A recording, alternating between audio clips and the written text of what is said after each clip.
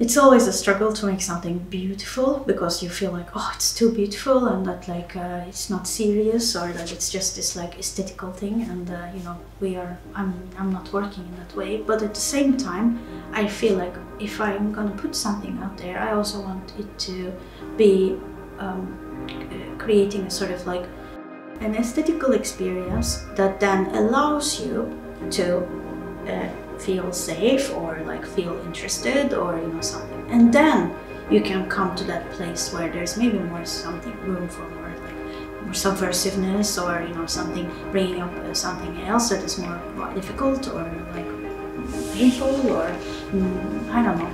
This tropical fig tree in northern Australia has a relationship with a wasp which is so complex that it's very difficult to imagine who initiated it, or who indeed is getting better at the bargain.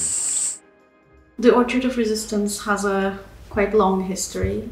It started actually in 2014 when I got invited to the Istanbul Biennial to develop a new piece for the 2015 edition. The curator, Caroline Christoph Bakarjiev, she didn't want to make a localized exhibition. She wanted to kind of spread it to different parts of the city. The venue I was offered was a hotel room in the very central area, like Galata region, neighborhood of Istanbul.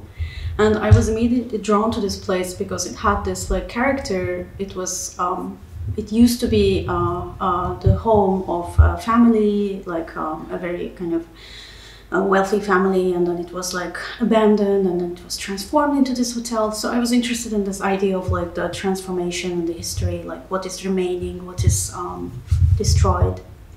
And as I was like doing research on this place, I stumbled upon this information that Galata, this area that is extremely urbanized like today, used to be a fig orchard in the 2nd century, so like really long time ago.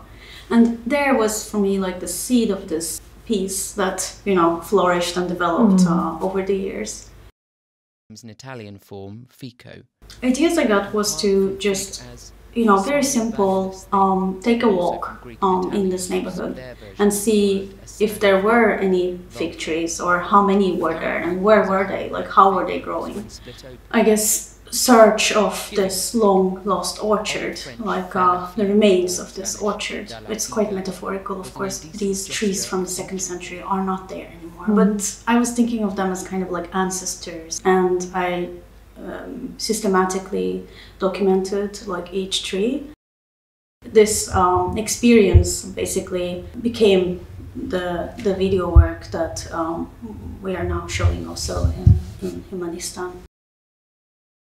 When we think of public sculpture, a regular person would think like immediately, I guess, a bronze like monument, or you know, something in a that takes a lot of like central like space, and that you should like look at. It has this like very much connotations with like power, I think, in a way. And so I wanted to play with that like idea of the monument, and what is allowed to be a monument and what is not. And so to make this like really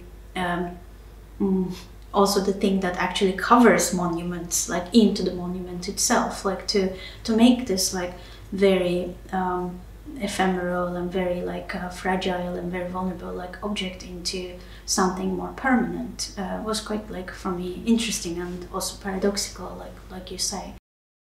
We were able to do like 10 life size cast leaves. It's difficult to take a cast from like this thing that is really tiny or like very thin, and we were able to do that. Of course, they're a little bit thicker, unfortunately, because of the materiality of the thing.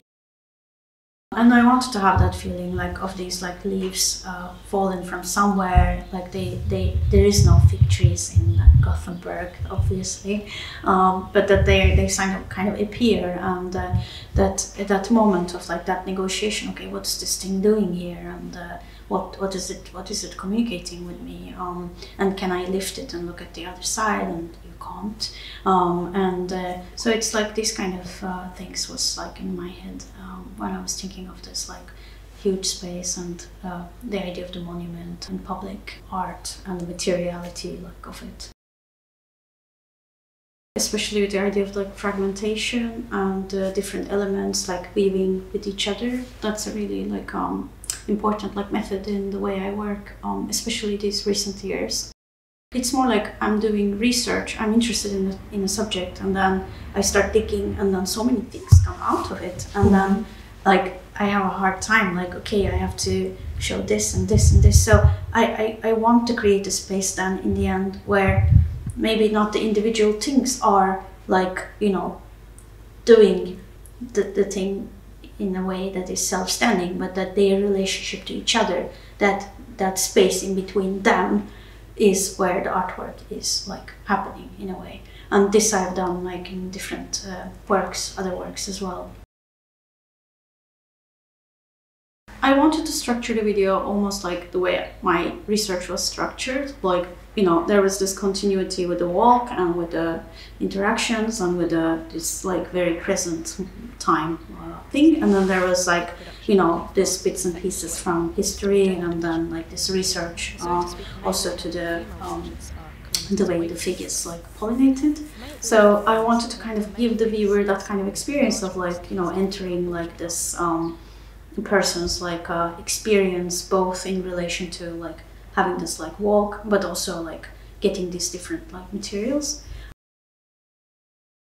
For Gothenburg, I wanted to kind of narrow it down more. I wanted to focus more on this like idea of like the not go so much into the art historical aspects, like in the spatial elements of the work. I'm still speaking of these things in my video, I think, but like more kind of create, because I'm thinking like this is gonna be there for also ever, to kind of have more open-ended like situations and not like lock the viewer into one particular like narrative.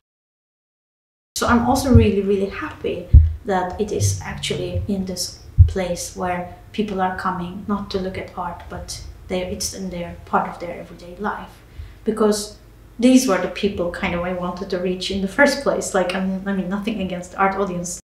It's more that for me, like, it was very nice to know that like it will be in another kind of like situation. I'm not sitting here making beautiful things. I'm not after that, but that I want to kind of frame the thing that I want to work with in a way that is, yeah, it's kind of aesthetically attractive.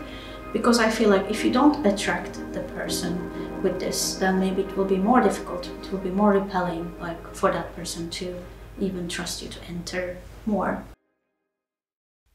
As I photograph one of the trees, a woman gets out of her house and asks me what I'm doing. I tentatively explain to her my mission. I'm afraid she will start questioning the purpose of my task. But instead, she ends up looking at the tree as if she's lost in a daydream. In a faint murmur, she says she hasn't even noticed that she was living under a fig tree